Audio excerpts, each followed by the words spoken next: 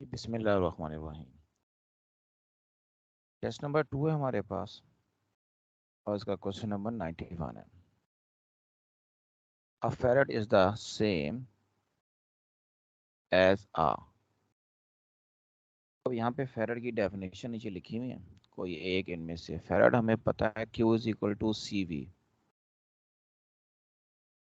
इस फॉर्मूले के मुताबिक ये कैपेसिटेंस का फॉर्मूला बनेगा Q ओवर V, जो farad is equal to coulomb पर वोल्ट के इक्वल होगा। 40 आंसर है। आगे कह रहा है to charge 1 farad capacitor with 2 coulomb required a potential difference of. Simple सा क्वेश्चन है, आपने Q is equal to CV का फॉर्मूला यूज कर लेना है और V के लिए सॉल्व कर लेना है। Q ओवर C और ये आ जाएगा 2/1। तो 2 वोल्ट आंसर है। अल्फा 93 में आ रहा है the capacitance of parallel plate capacitor is C is equal to epsilon R epsilon naught A over D। तो यहाँ प्रोपोर्शनल है ये अल्फा के साथ, चार्ज के साथ ये प्रोपोर्शनल नहीं है। इसके मुताबिक याद रखिएगा, क्योंकि चार्ज जो है ना वो प्रोपोर्शनल टू होता है पोटेंशियल के। चार्ज पे कैपेसिटेंस डिपेंड नहीं करती। चार्ज के केस में कैपेसिटेंस कांस्टेंट होती है, ये हमने पढ़ा हुआ है, याद रखिएगा। 94 है capacitance of parallel plate capacitor can be increased by. ऊपर फॉर्मूला लिखा हुआ है, हम देख सकते हैं। उस फॉर्मूले के मुताबिक डी को अगर डिक्रीज कर दिया जाए तो 40 आंसर बनेगा। 95 में कह रहे हैं the plate area of an isolated charged parallel plate capacitor is doubled. अगर हम प्लेट एरिया को डबल कर देते हैं, अब देखें यहाँ पर जो ऑप्शन दी गई हैं कैपेसिटेंस के मुतालिक, तो ऑप्शन कोई है ही नहीं। जब कैपेसिटेंस के मुतालिक ऑप्शन नहीं है, फिर या तो इलेक्ट्रिक फील्ड के मुतालिक देखना पड़ेगा या फिर देखना पड़ेगा पोटेंशियल डिफरेंस के मुतालिक। लेकिन इलेक्ट्रिक फील्ड का हमें पता है between two parallel plates constant होता है। इलेक्ट्रिक फील्ड कांस्टेंट होता है। अलबत्ता पोटेंशियल ग्रेडियंट की जो डेफिनेशन है, इसके मुताबिक जो डेल्टा वी यानी पोटेंशियल डिफरेंस है वो डेल्टा आर डिस्टेंस के साथ प्रोपोर्शनल होता है। और कैपेसिटेंस हम देख चुके हैं अभी अभी, एरिया बढ़ाने से कैपेसिटेंस बढ़ती है। कैपेसिटेंस और पोटेंशियल का अपना रिलेशन इनवर्स होता है। अगर कैपेसिटेंस बढ़ेगी तो पोटेंशियल कम होगा। एरिया डबल किया तो कैपेसिटेंस डबल हो गई, पोटेंशियल आधा हो जाएगा। तो यहाँ बीटा आंसर आ रहा है। 96 कह रहा है pulling the plates of an isolated charge capacitor apart, यानी कि फासला बढ़ाया जाए। अभी यहाँ पर आपको मैंने समझाया ऊपर कि जो डेल्टा वी है वो डिस्टेंस के साथ प्रोपोर्शनल होता है। डिस्टेंस बढ़ा दोगे पोटेंशियल बढ़ जाएगा, बीटा। इसमें कोई मसला तो नहीं, देख लो।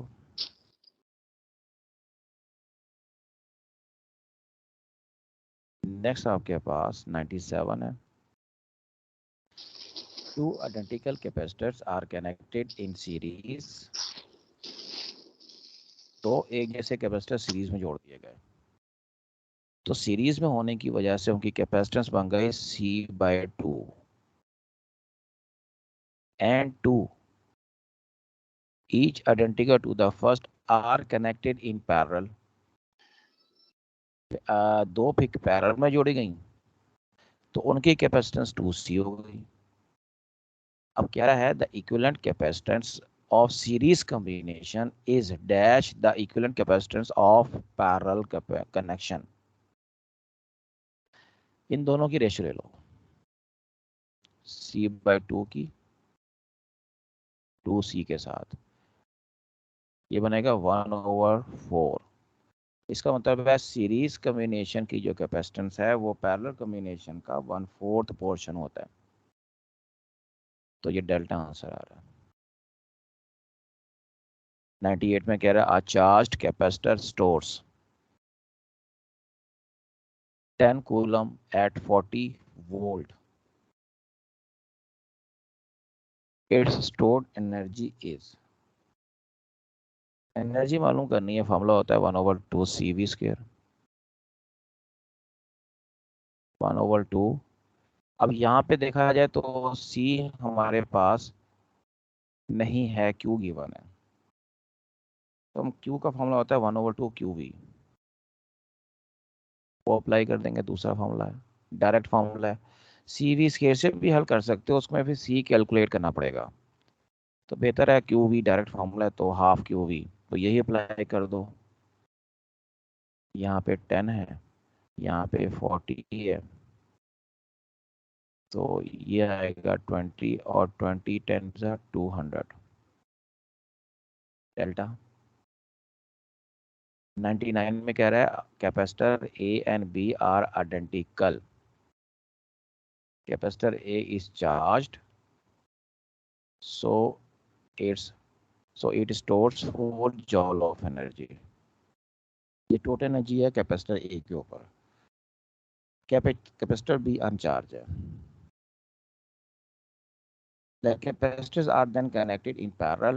टोटल एनर्जी बतानी है आपने in the capacitors is now.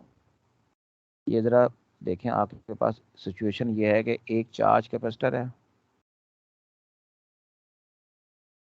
इसको जोड़ दिया अनचार्ज कैपेसिटर के साथ। अगर ऐसा हो, अब ये जो चार्ज कैपेसिटर है इसकी जो एनर्जी है वो U है, इसके दरमियान पोटेंशियल V है, तो ये जो पूरा जो सिस्टम है ना,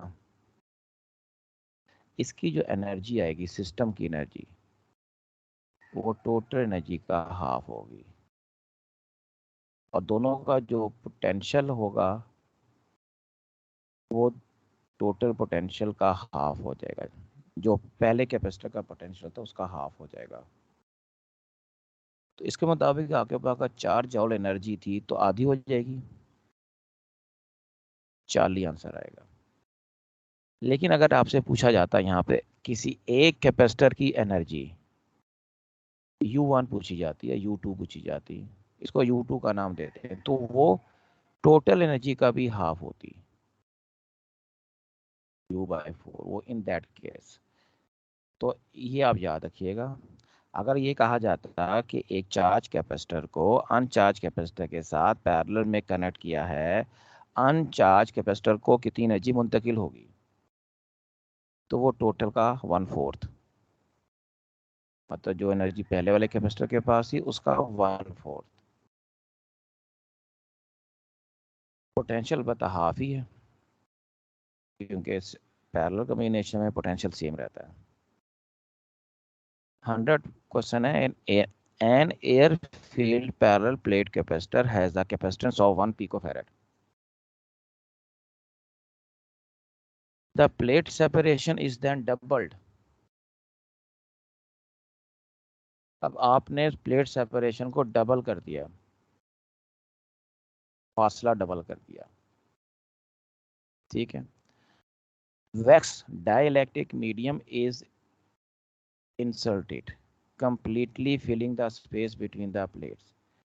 As a result the capacitance become 2 picofarad, double हो गई। द डाइलेक्ट्रिक कांस्टेंट की वैल्यू बतानी है। सिंपल सा है, देखें, पहली कैपेसिटेंस C आपके पास 1 है, इसका फॉर्मूला होता है एप्सिलॉन नॉट A/T, ये 1 के बराबर है। जब इसमें एक मीडियम डाल देंगे एप्सिलॉन R हो जाएगा, और फासला डबल 2d कर देंगे। ठीक है, ये होगा epsilon R epsilon naught, epsilon naught मैं लिख दूं क्लियर करके, A over D, A over 2d। इस 2 को एक तरफ करो, 2 को यहाँ ले आए, epsilon naught A over D. अब epsilon naught A over D का जवाब 1 है, जो नई कैपेसिटी है उसका जवाब 2 है, तो ये हो जाएगा 2 epsilon R over 2। Cross multiply करेंगे तो एप्सिलॉन आर का जवाब 4 आ रहा है, delta. 101 capacitor stores energy in the form of electric field. यहाँ तो कोई प्रॉब्लम तो पूछ लें।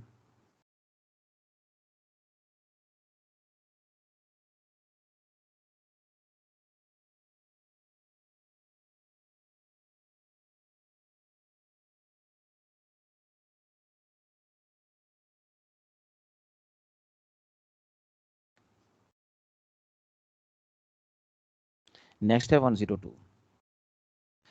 For a capacitor the relation C is equal to Q over V। इस रिलेशन के मुताबिक Q is proportional to V होता है, Q इज इक्वल टू होता है CV, और जो C होता है ये कांस्टेंट होता है। इसका मतलब है यहाँ पर जो अगर आप अप्लाई पोटेंशियल डबल करते हो तो चार्ज डबल होगा लेकिन कैपेसिटेंस रिमेन सेम। 100 क्वेश्चन आप दोबारा कर लीजिए। क्वेश्चन ये था कि एयर फील्ड एक पैरेलल प्लेट कैपेसिटर की कैपेसिटेंस 1 पिको फैराड है, ये है 1 पिको फैराड। यहाँ पर इसका फॉर्मूला लिखा हमने,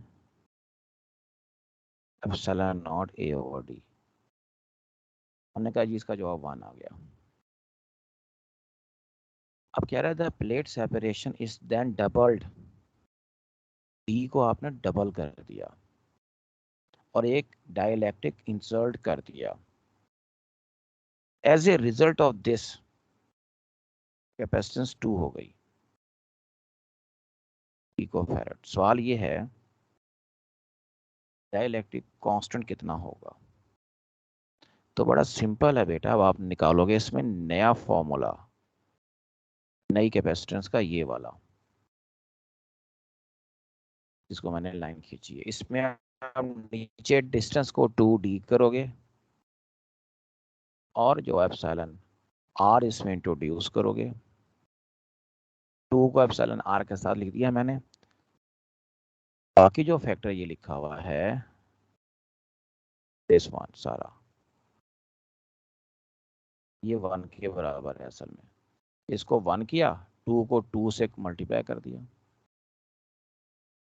ये वाला 2 और ये 2 आपस में क्रॉस कर दिया, तो एप्सिलॉन आर का जवाब 4 आ गया। ये बात समझ आ गई? कुछ सवाल है तो पूछ लें। सर ये 99 जो क्वेश्चन है इसकी रीजन नहीं समझ आई।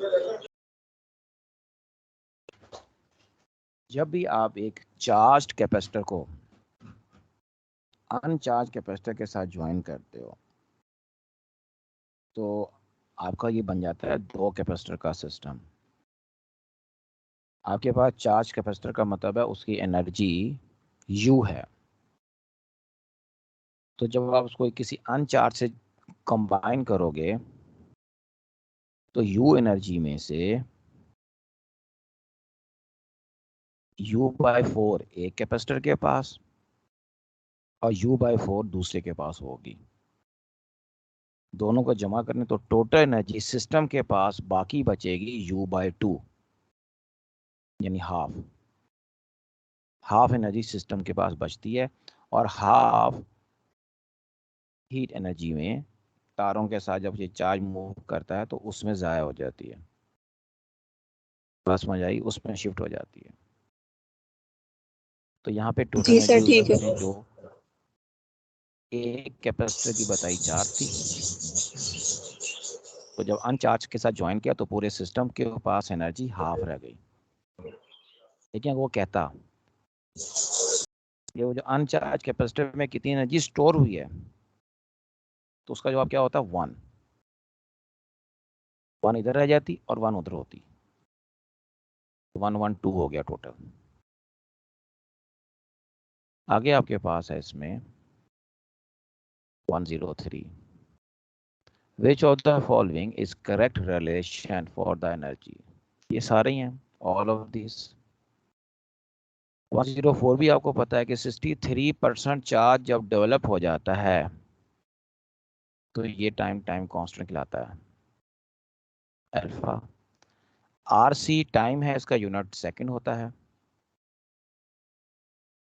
T is equal to R C होता है ना, बीटा हो गया। 106 में एक चार्ज, एक कैपेसिटर है, is connected to a voltage source such that it gets fully charge. पूरा चार्ज हो गया। Now if battery is removed और dielectric is placed between the plates of capacitor, then what is not correct? अब इसमें question ये है कि आपने जब एक कैपेसिटर को चार्ज करने के बाद बैटरी उसमें लगी हुई नहीं है, बेटा ये अपना माइक बंद करो, शाबाश। अच्छा,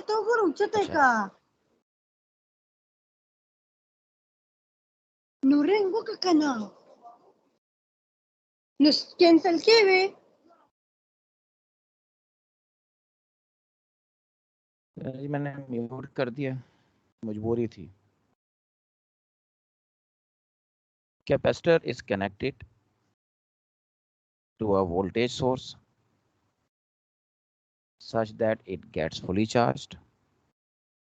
बैटरी को रिमूव कर दिया गया, डाइलेक्ट्रिक प्लेस कर दिया गया।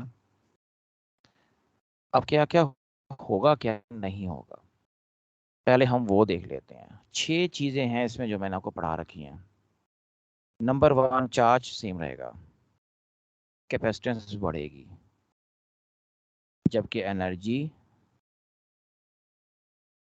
इलेक्ट्रिक फील्ड, पोटेंशियल डिफरेंस और चार्ज डेंसिटी, ये 4 चीजें डिक्रीज करती हैं। अब उसमें जो उसने ऑप्शन दिया उसमें क्या ना, हमने बताना है कि विच is not correct. Capacitance increase करेगी, सही है। चार्ज सेम रहेगा, सही है। वोल्टेज इलेक्ट्रिक फील्ड डिक्रीज करते हैं, सही है। एनर्जी रिमेन सेम, गलत है, एनर्जी डिक्रीज करती है। तो यहाँ जो गलत है वो डेल्टा है। अगला सवाल भी देखें, इसी किस्म का है। A capacitor remains connected to a source after being fully charged. अब अगर आप डाइलेक्ट्रिक बीच में रखते हैं, कैपेसिटेंस बढ़ती है, चार्ज भी बढ़ जाता है क्योंकि सोर्स मौजूद है, इलेक्ट्रिक फील्ड और पोटेंशियल अब कांस्टेंट रहते हैं, एनर्जी और डेंसिटी बढ़ जाती हैं। यहाँ पर कह रहा है which is not correct, then capacitance increases, सही कह रहा है। इट टेक्स मोर चार्ज, सही कह रहा है। 40 में कह रहा है कैपेसिटेंस रिमेन्स सेम, ये गलत है। तो 2 बातें सही हैं, पहली और दूसरी। डेल्टा आंसर है, इसमें कोई मसला तो पूछ लें।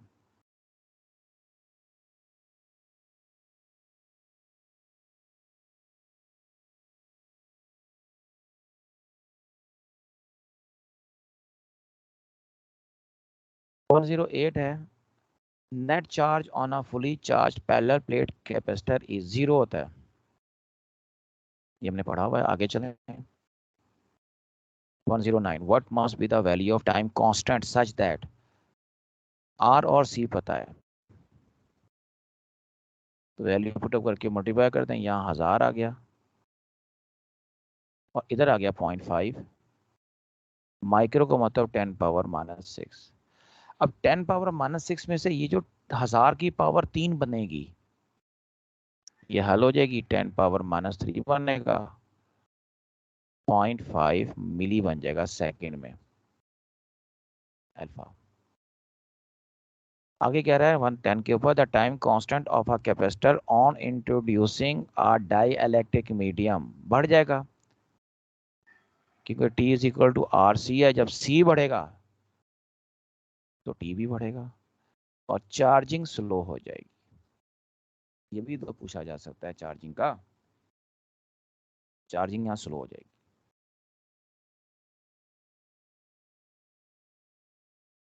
उसके बाद है 111, the unit of capacitance are equivalent to. अब इस किस्म के जो क्वेश्चन को करने का तरीकाकार ये होता है कि बजाय इसके कि हम यूनिट के पीछे भागें, हमने ये देखना है कि हमारा जो फॉर्मूला है वो कहाँ बनता है। यहाँ पर ये पहला यूनिट दिया उसने वोल्ट पर कूलम, तो वोल्ट का मतलब वोल्टेज होता है, कूलम का मतलब चार्ज होता है, यानी ये V और Q की बात कर रहा है। हमें पता है Q is equal to CV होता है। तो यहाँ से अगर मैं V ओवर Q निकालूं तो 1/C बनता है वो तो। इसका मतलब है ये तो मेरे पास कैपेसिटेंस नहीं है, उसका रेसिप्रोकल हो गया। आगे है एनर्जी का जिक्र, Q square over U square होगा, एनर्जी है जॉल है ना, जॉल का स्केयर ओवर कूलम, तो ये बनता है U स्केयर ओवर Q। अब जितने भी एनर्जी के फॉर्मूले हैं उसमें कहीं भी एनर्जी का स्केयर हमारे पास नहीं आ रहा, सिवाय एक फॉर्मूले के, उसमें इलेक्ट्रिक फील्ड का स्केयर आता है, एनर्जी का स्केयर वहां भी नहीं आता, तो ये फॉर्मूला भी नहीं बनता। आगे देखें, वो जो जॉल वर्क डन होता है, C कूलम चार्ज होता है, तो work done per unit charge ये वोल्टेज होता है। अगर इसको हम उल्टा देंगे तो ये 1/, वोल्टेज बन जाएगा, ये भी नहीं बना, डेल्टा ही बचता है फिर। लेकिन डेल्टा को देख लेते हैं। ये कह रहा है जी आपके पास C स्केयर का मतलब है कूलम स्केयर, चार्ज का स्केयर, और नीचे एनर्जी का जिक्र कर रहा है, is equal to capacitance fact का जिक्र कर रहा है, जो कि C से शो हम करते हैं। तो यहाँ से U का आंसर आता है 1Q स्केयर ओवर C। पर अभी हम ऊपर फॉर्मूला देखे आए, 3 फॉर्मूले होते हैं एनर्जी के हमारे पास इस तरह के, उसमें एक में इसके साथ 1/2 आ जाता है, डेल्टा की ऑप्शन बनती है। फॉर्मूला में कन्वर्ट करके आप कर सकते हैं। 112 में कह रहा है each plate of capacitor stores a charge of magnitude 1 milli coulomb, 100 volt potential difference है। अब हमसे पूछा जा रहा है कैपेसिटेंस कितनी होगी, Q is equal to CV, C is equal to आ जाएगा Q ओवर V। यहाँ मिली है 10⁻³ नीचे 100 है, 100 ऊपर जाके बना देगा 10⁻⁵। अब जितने जवाब है माइक्रो में, ये खाली फराड में आ गया, इसको जैसे ही माइक्रो में शिफ्ट करेंगे 10 पावर प्लस से इसको मल्टीप्लाई कर देंगे, माइक्रो फैराड बन जाएगा। 10 माइक्रो फैराड बीटा में आ रहा है।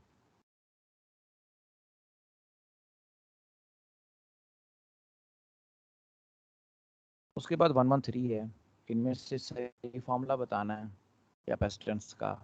40 है वो तो नज़र आ रहा है। 114 में कहा यह जा रहा है कि 5 सेट हैं आपके पास कैपेसिटर्स के, जिसमें पहले का एरिया A है, उसका डिस्टेंस D है, दूसरे का 2A एरिया, डिस्टेंस भी 2D है, इसी तरह तीसरा चौथा पांचवा चल रहा है। सवाल ये है कि रैंकिंग करनी है according to their capacitances, least to greatest की तरफ, कम से कम ज़्यादा से ज़्यादा। मामला होता है C is equal to epsilon naught A over D। Epsilon naught को छोड़ दें, A ओवर D रख लें। अब एक तरीकाकार ये है कि आप यहाँ देखते चले जाओ, A ओवर D को करते जाओ,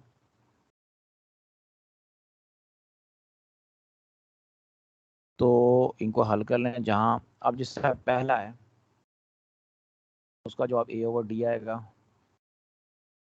दूसरे का मैं जब हल करूँगा तो वो भी ए ओवर डी बन जाएगा, क्योंकि 2a और 2d कट जाएंगे आपस में, यानी C1 का जवाब है ए ओवर डी। लेकिन इससे हल करने के बजाय एक और तरीका है मेरे पास। वो ये कि मैंने देखना है कि कैपेसिटेंस मैंने जब कम से कम रखनी है ना, तो एरिया होना चाहिए कम से कम, डिस्टेंस ज़्यादा से ज़्यादा। सबसे कम एरिया यहाँ पे है मेरे पास 4 में, हाफ हो रहा है, और इसका डिस्टेंस सबसे ज़्यादा है 2d। इसका मैं जवाब कैलकुलेट कर लेता हूँ C4 का। ऊपर अगर मैं लिखता हूँ ए नॉट या a/2 और नीचे करता हूँ 2d, तो ये 1/4 आएगा आंसर a ओवर d का, यानी 1/4 ऑफ कैपेसिटेंस। अब मैं देखता हूँ सबसे बड़ा, उसमें एरिया सबसे बड़ा एरिया मुझे नजर आ रहा है 2 और 3 में। जब एरिया सबसे बड़ा है तो डिस्टेंस सबसे कम होना चाहिए, जो 3 में नजर आ रहा है। तो 3 की कैपेसिटेंस बनेगी 2a ओवर d/2, 4a/d। तो सबसे बड़ा जवाब मेरे पास C3 है और सबसे छोटा C4। अब वो ऑप्शन देखें जिसके शुरू में 4 होना चाहिए, जिसके आखिर में 3 होना चाहिए, वो एक ही है, डेल्टा। 115 है, if both the plates area and plate separation of a parallel plate capacitor are doubled। ये वही है जो अभी हमने C2 देख रहे थे। Epsilon naught a over d है, C प्राइम हो जाएगा 2a ओवर 2d, कट कटा के सेम आंसर, अनचेंज्ड। इसको देख लें कोई सवाल है? जहाँ तक एक सवाल आया है कि आप नोट्स ये वाले भेज दिया करें पेज में, वो मैं नहीं भेज सकता। उसके लिए ये फॉरम मौजूद है, क्लास में आओ, इसका स्क्रीनशॉट डाल लो। पूरी ये फाइल भेजना अलाउ नहीं है।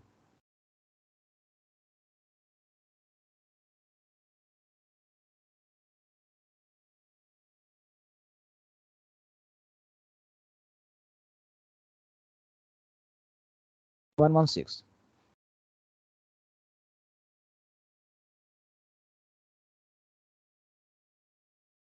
बेटा आगे पढ़ते हैं, वाई का जवाब तो नहीं है, कॉलेज की पॉलिसी है।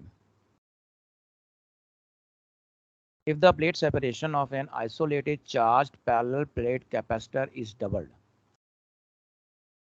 अगर आप सेपरेशन को डबल कर देते हैं तो C is equal to epsilon naught a over d। Electric field का उसने पहला जवाब दिया, वो कांस्टेंट रहता है, उस पर फर्क नहीं पड़ेगा। जहां तक पोटेंशियल का ताल्लुक है, जब आप सेपरेशन डबल करोगे कैपेसिटेंस हाफ होगी, पोटेंशियल भी डबल हो जाएगा। उसने हाफ लिखा, ये भी नहीं हो सकता। सरफेस चार्ज डेंसिटी का इनसे कोई ताल्लुक ही नहीं है, क्योंकि चार्ज तो नहीं बढ़ेगा आपका। चार्ज तो तब बढ़ता है जब आप कैपेसिटेंस बढ़ाते हो और फिर बैटरी भी लगी हुई हो साथ में।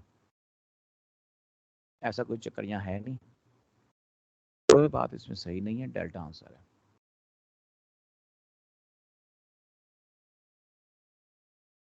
One 17, let Q denote charge, P denote potential difference, U denote stored energy.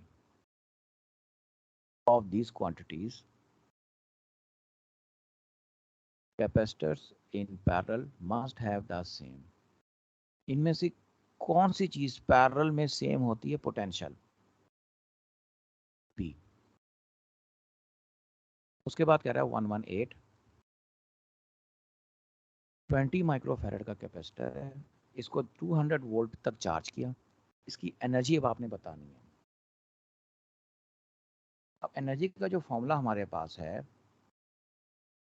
Half CV square यहाँ लगता नजर आ रहा है,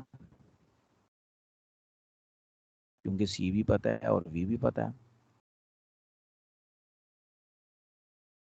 वैल्यू पुटअप कर दें, 20K का मतलब 200 इंटू 200। अब एक चीज़ तो आपको नज़र आ जाएगी, 200 के साथ 2 सिफर हैं, अगले 200 के साथ भी है 2 सिफर हैं, ये 10 पावर 4 और 20 का एक जीरो 10 पावर 5 बनती हैं। -6 + 5 तो इन्हीं को कर दो, 1/2 इंटू 2 और 2 ये बाकी बचा, ये दो आपस में कैंसिल हो जाएगा। ये आ जाएगा 2 2 ज़ार 4 10 पावर -1, तो 4/10 मतलब 0.4 40। अब ये जो फॉर्मूला लिखा है 119 में, ये एनर्जी डेंसिटी को शो कर रहा है, इसे इसको बोलते हैं energy per unit volume, delta.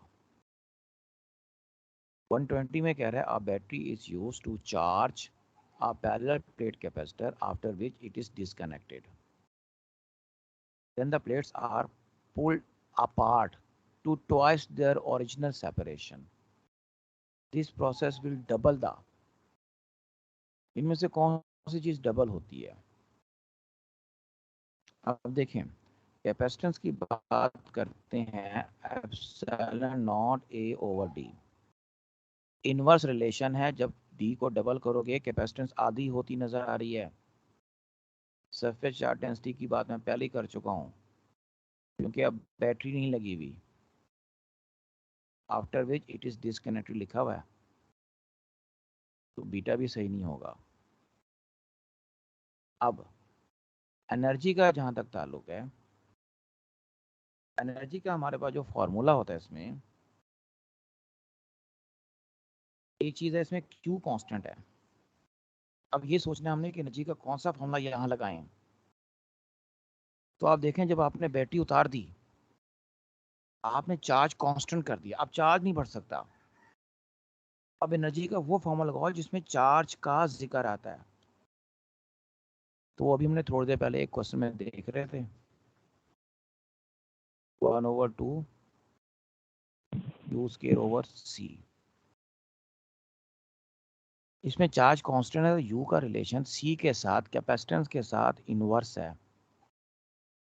तो ये ऊपर वाला रिलेशन बता रहा है कैपेसिटेंस D के साथ इनवर्स है, इसका मतलब ये बना U और D आपस में प्रोपोर्शनल हो गए, यानी जब आप डिस्टेंस डबल करते हो तो एनर्जी डबल हो जाएगी। 40 आंसर है। यहाँ तक देख लें, कोई सवाल है तो आगे चलें।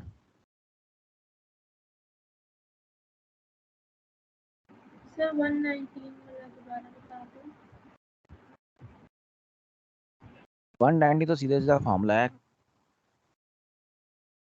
चार्ज डेंसिटी का, 1/2 एप्सिलॉन नॉट ई स्क्वायर। असल में एनर्जी का फॉर्मूला होता है ना, एनर्जी डेंसिटी का, सॉरी एनर्जी डेंसिटी का ये formula 1/2 epsilon not E square AL होता है फॉर्मूला।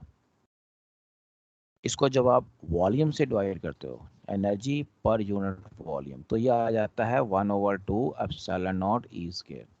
तो ये बनता है एनर्जी डेंसिटी, जिसे बोलते हैं एनर्जी पर यूनिट वॉल्यूम। क्या बच्चे? जी सर। 117 दोबारा बता दें। 121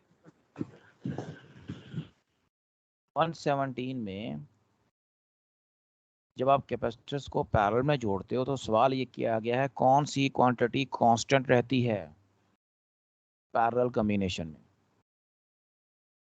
जी, पोटेंशियल।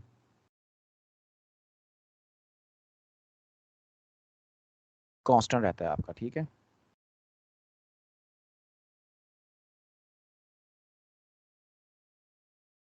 नेक्स्ट आपके पास इसमें क्वेश्चन आ रहा है अब 121, two parallel plate capacitors with the same plate area but different capacitances are connected in parallel to a battery. Both capacitors are filled with air. The quantity that is same. Parallel में जोड़ा गया तो potential difference अभी बात की है, ये वो 117 में जो बात हुई है वही चीज़ है। बस वहाँ वी सिंबल में बनाया गया, ये एमसीक्यू यहाँ इंग्लिश में पोटेंशियल डिफरेंस बना दिया गया। 122 कह रहा है capacitor is a device to store electrical energy delta. 123 में कह रहा है स्लोप ऑफ फॉर्मिंग ग्राफ ग्रिफ्स। अब ये ग्राफ है आपके पास, इसमें Q ओवर V जब आप निकालोगे तो ये C कहलाता है, यानी कैपेसिटेंस अल्फा। 124 में कह रहा है capacitance of capacitor depends upon epsilon R epsilon naught A over D। Medium पे डिपेंड करती है, एरिया पे करती है, सेपरेशन पे करती है, ऑल ऑफ दीज। देख लो इसमें कोई सवाल है तो बताओ, फिर आगे चलो।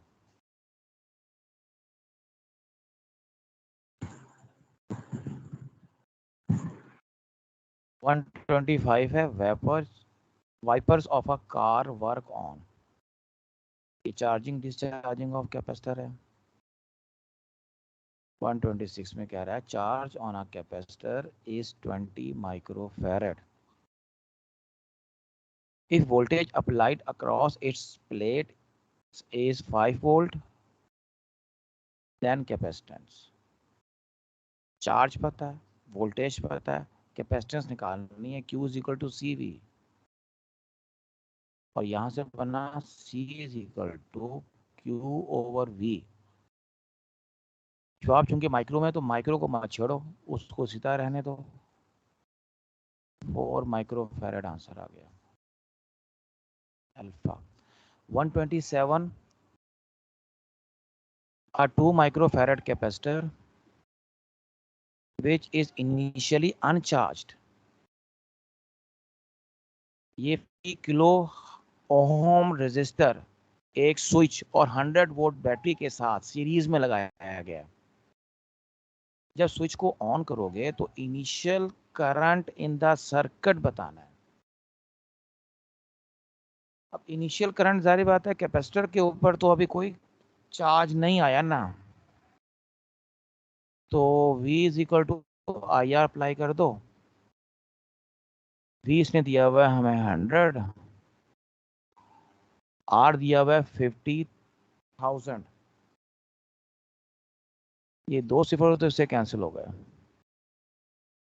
और ये आ गया 1/500। 1/5 अलग कर दो और 1/100 अलग कर दो। 1/5 का मतलब 0.2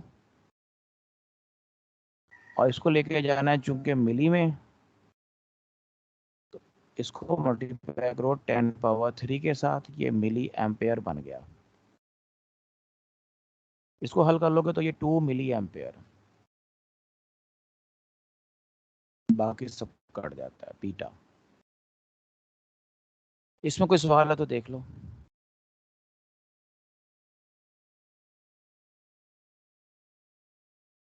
वन टू 8 कह रहा है the area of plates of a capacitor is halved, then the energy stored in it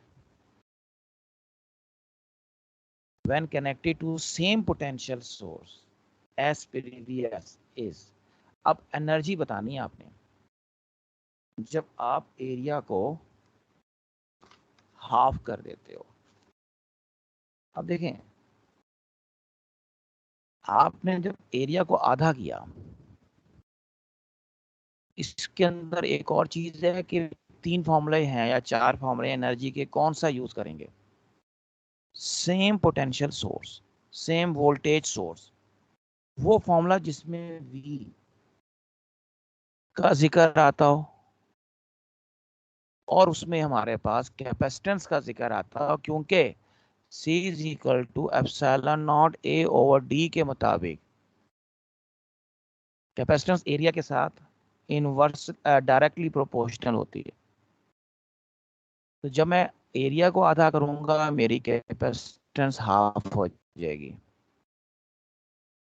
ठीक है। और जब वोल्टेज सेम होगा तो हम लोग 1/2 CV² के मुताबिक एनर्जी कैपेसिटेंस के प्रोपोर्शनल है। कैपेसिटेंस आधी करोगे तो एनर्जी भी आधी हो जाएगी। अल्फा।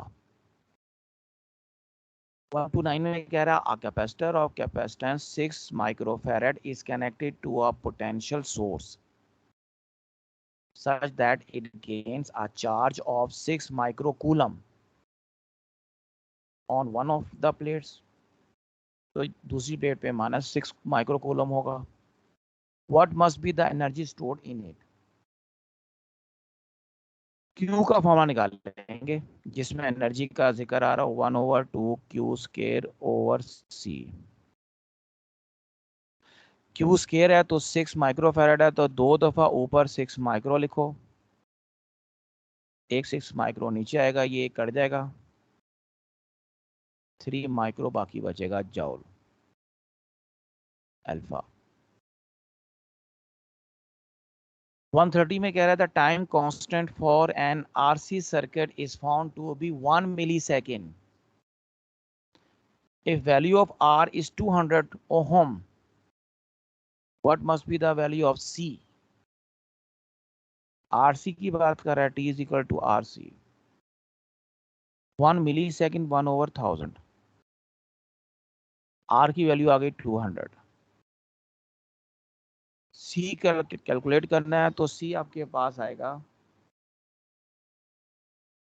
1/2 और साथ में 10⁵ हो जाएगा. ये बन गया 0.5 10⁻⁻5. माइक्रो में ले जाने के लिए 10⁻6 से मल्टीप्लाई कर दें, ये बन जाएगा आपके पास 0.5 × 10 माइक्रो यानी 5 माइक्रो डेल्टा.